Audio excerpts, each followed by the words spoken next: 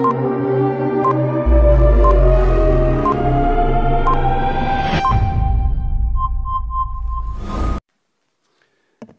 le ministre, Madame la Présidente, mes chers collègues, c'est à regret que je me tiens ici pour défendre cette motion de rejet préalable du projet de loi autorisant la ratification de l'accord de coopération entre la France et les États membres de l'Union monétaire ouest-africaine. Vous avez fait un lapsus, Monsieur le ministre, vous avez dit l'Union économique et monétaire, ce qui n'est pas tout à fait la même chose. Regret parce que j'aurais aimé croire qu'une réforme du franc CFA, initialement appelée, souvenons-nous, franc des colonies françaises d'Afrique, ne l'oublions pas, aurait pu être l'occasion d'un débat approfondi entre tous les pays concernés et d'un véritable changement en profondeur de nos relations économiques et politiques avec les pays de l'Afrique de l'Ouest francophone. Pourtant, rien ne s'est passé comme ça. Sur le fond, cette réforme n'a pas été faite pour changer quoi que ce soit. Sur la forme, la méthode pour mener cette réforme confirme la condescendance de la France vis-à-vis de ces pays. Car pour ne rien changer, pas besoin de concertation. Personne n'était au courant de l'annonce de la réforme en décembre 2019 par Emmanuel Macron à Abidjan. Seul son acolyte ultralibéral, Alassane Ouattara, en avait connaissance. Lui qui a été mis en place par les chars français en 2011 et qui est le champion de toute catégorie de la multinationale Afrique à forte composante française. Lui qui vient d'ailleurs de s'arroger un 3e mandat inconstitutionnel au moyen d'une répression implacable des opposants. Quant aux partenaires de l'Union monétaire de l'Ouest africain, l'UMOA, qui gère le franc CFA, à savoir le Bénin, le Burkina Faso, la Côte d'Ivoire, la Guinée-Bissau, le Mali, le Niger, le Togo et le Sénégal, ils n'étaient même pas informés. Pas plus que le gouverneur de la Banque centrale des États de l'Ouest africain qui pilote cette monnaie. Lorsqu'Emmanuel Macron a expliqué le sens de la réforme en décembre dernier à Abidjan, il a dit, je cite, « J'ai souhaité pouvoir mettre à plat l'ensemble des sujets pour écrire une page nouvelle de notre histoire commune. » Fin de citation. L'idée ne lui a donc pas été soufflée par les États membres de l'UMOA, comme on veut bien nous le faire croire encore ce matin. C'est encore et toujours Jupiter qui a décidé seul. Or, un changement de monnaie, si l'on respecte un tant soit peu les peuples concernés, aurait dû être un chantier démocratique, transparent et ouvert, quitte à être long. Prenons notre exemple. En 1992, lorsque la Communauté européenne a choisi de devenir l'Union européenne et de passer à l'euro, il y a eu un référendum en France. Il posait bien l'enjeu du passage à la monnaie unique, 7 ans plus tard, avec un calendrier précis. Peu importe ce que l'on pense du résultat, mais force est de constater qu'au moins, sur la méthode, les choses étaient plus démocratiques. Ici, que nous propose-t-on? La ratification d'un accord de coopération seulement. Même pas le calendrier de mise en place de l'ECO. Et même, l'ordre de ratification est suspect. Pourquoi la France est-elle le premier pays à ratifier cet accord? Pourquoi, en toute logique, ne pas avoir attendu la ratification des autres pays directement concernés pour terminer par la France? Notre Parlement aurait de ce fait pu tenir compte des débats démocratiques dans les pays directement concernés par cette réforme. Logique, non? Question de méthode. Cette réforme est par conséquent un non-sens complet. Cela justifierait à elle seule que l'on rejette ce texte. Mais vous avez encore la possibilité de le faire. Parce qu'il ne faut pas oublier que l'on parle de quelque chose qui est absolument fondamental. On parle de monnaie, c'est-à-dire d'une institution politique et économique. C'est la monnaie qui permet à une zone de déterminer et de piloter son économie pour obtenir des résultats de développement précis. Et qu'en est-il de cette réforme du franc CFA? Va-t-elle permettre de piloter ces taux de change pour permettre de favoriser ses exportations ou ses importations? Va-t-elle laisser aux pays de la zone le choix de s'adosser à une monnaie plutôt qu'une autre? Va-t-elle permettre de piloter son inflation, ses taux d'intérêt, le poids de sa dette, et j'en passe? Eh bien non, rien ne changera. Le lien ombilical du franc CFA avec la zone euro va perdurer. Il s'agit de la parité arrimée uniquement à l'euro, la liberté des transactions et la convertibilité illimitée entre les deux monnaies. Ce triple lien permet à toute multinationale qui fait du commerce dans la zone monétaire du franc CFA de bénéficier d'une sécurisation de ses investissements sur le long terme grâce à la parité franc CFA euro, de convertir ses profits réalisés en francs CFA vers l'euro, puis de rapatrier ensuite ses capitaux vers la zone euro. Prenons simplement la parité fixe euro-franc CFA. Pour ceux qui travaillent en euros, aucun problème, on est d'accord. Mais quand vous avez des secteurs entiers qui travaillent en dollars, c'est très compliqué. L'euro varie tous les jours face au dollar, et donc le franc CFA varie tous les jours face au dollar. Et lorsque les taux de change dollar-euro varient trop, des secteurs économiques entiers, on a connu ça, nous, avant le passage à l'euro, peuvent perdre leur compétitivité du jour au lendemain. L'Agence française de développement avait d'ailleurs tiré la sonnette d'alarme il y a quelques années en indiquant que la parité fixe avait été l'un des principaux facteurs de l'effondrement du secteur du coton au Burkina Faso. Tenons les leçons d'histoire. Il pourrait donc être dans l'intérêt de certains pays dont les secteurs travaillent avec d'autres monnaies que l'euro de s'arrimer à d'autres monnaies. Le système du franc CFA favorise donc le lien entre zone euro et zone CFA. Cela entrave le commerce entre les membres de l'UMOA et également avec la CEDEAO. Cela explique que 50 ans après les indépendances, l'Europe soit encore le premier partenaire commercial de la plupart de ces pays, alors que le commerce à l'intérieur de l'Afrique entre ces pays représente moins de 15% au total. Ça doit vous parler, Monsieur le Ministre, ce commerce extérieur. Ce chiffre est un véritable échec du franc CFA. À lui seul, il justifierait d'ailleurs sa remise au placard de l'histoire. Il n'y a au sein de l'UMOA aucun mécanisme de solidarité, aucun marché unique, aucune union politique et pas d'intérêt économique, finalement, à partager une monnaie qui serait bénéfique pour chacun de ses membres. Comparons à nouveau avec la zone euro. Malgré une très forte intégration économique et un commerce entre les États membres de la zone euro, on sait tous que les choses sont complexes. Mais là, on a affaire à une union monétaire sans autre forme d'union. Rajoutons à cela le fait qu'en cas de crise, lorsque l'on ne maîtrise pas sa politique monétaire et qu'on ne peut pas laisser filer l'inflation pour diminuer sa dette, le seul outil pour se désendetter est la diminution des dépenses publiques. Ça nous parle aussi ici.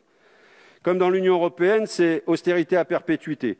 Le rôle du franc CFA dans la situation économique et sociale catastrophique des États membres de l'UMOA est donc à étudier avec sérieux. Ce n'est évidemment pas l'unique facteur, nous sommes d'accord. Regardons la situation d'un point de vue historique. Dans les années 1980, le FMI et la Banque mondiale ont saigné les pays de l'Ouest africain. Les fameux plans d'ajustement structurel ont détruit ces États en pleine construction, avec la complicité d'ailleurs du Club de Paris. Ils les ont rendus dépendants des cours des matières premières. Ils ont obligé à tout privatiser et à réduire au maximum les dépenses publiques et ont promis un renouveau économique qui n'est jamais arrivé. Évidemment, ces cures d'austérité n'ont jamais fonctionné. L'endettement des pays est donc resté très élevé. Mais avec le franc CFA, il n'a pas été possible de jouer sur l'inflation pour se désendetter. Les pays ont donc continué à diminuer leurs dépenses publiques à des niveaux totalement inacceptables pour leur population, et c'est d'ailleurs ce qui fait qu'ils sont en crise aujourd'hui. Des systèmes éducatifs totalement dégradés, des systèmes de santé inefficaces, des salaires des fonctionnaires si faibles qu'ils ne peuvent empêcher la corruption. Face à ces situations, l'aide publique au développement ne suffit pas à remonter la pente. Pauvreté, inégalités qui explosent, chômage de masse, désespoir de millions de jeunes et exil contraint. Et le pire, c'est que même avec l'aide publique au développement, la zone CFA est encore perdante. Tous les pays de l'UMOA sont dans la liste prioritaire de l'Agence française du développement.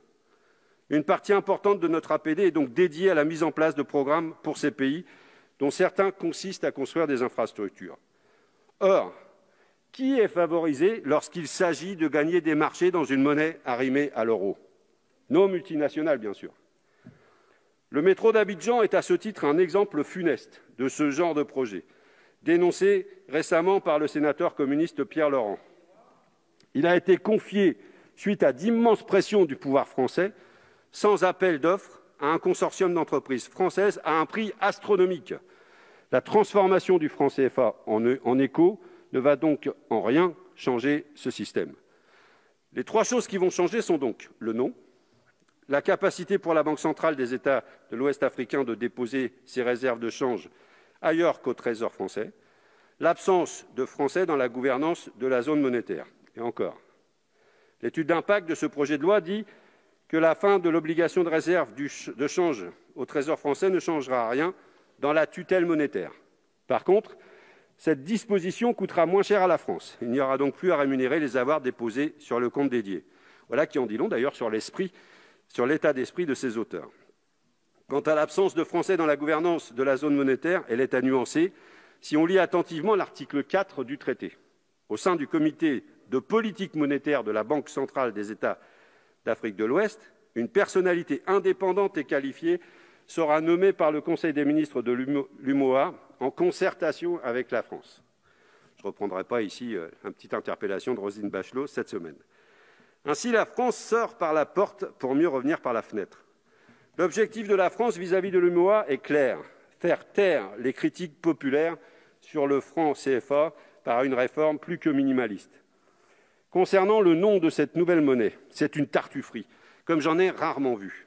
ECO est le nom du projet de monnaie unique de la communauté des États d'Afrique de l'Ouest, une communauté économique qui englobe tous les États de l'Union monétaire ouest-africaine, ainsi que le Cap-Vert, la Gambie, le Ghana, la Guinée, le Libéria, le Nigeria et la Sierra Leone.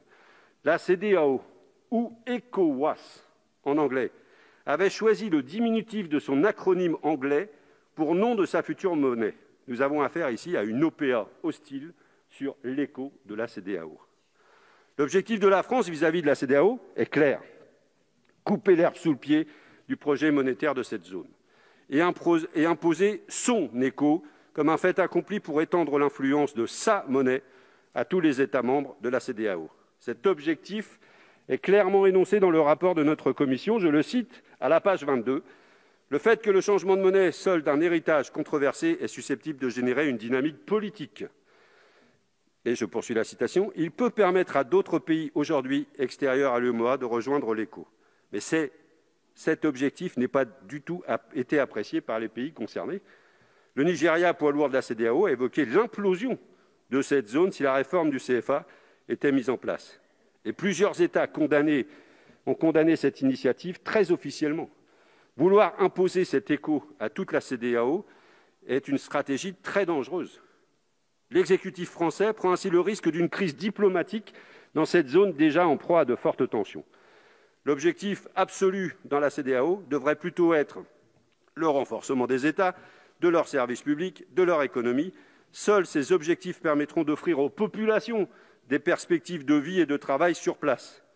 Et seul objectif pour lutter efficacement contre le terrorisme qui ronge toute cette zone.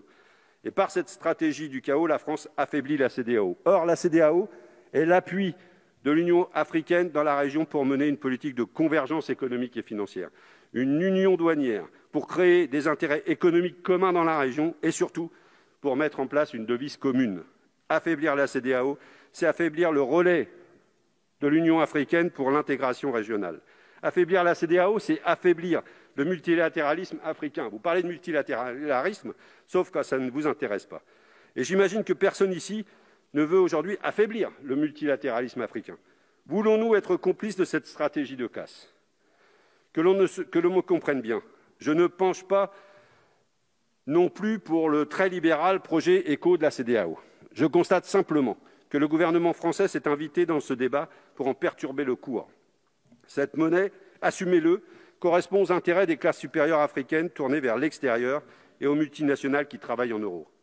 Pour les peuples et pour les PME africaines, cette monnaie peut être un véritable boulet. Votre majorité défend les intérêts des classes aisées et des multinationales en toutes circonstances et en tout lieu. Nous, députés communistes, nous opposons à cette réforme précisément parce qu'en toutes circonstances et en tout lieu, nous défendons les plus précaires, les peuples. Et pour cela, il faut un véritable renouvellement.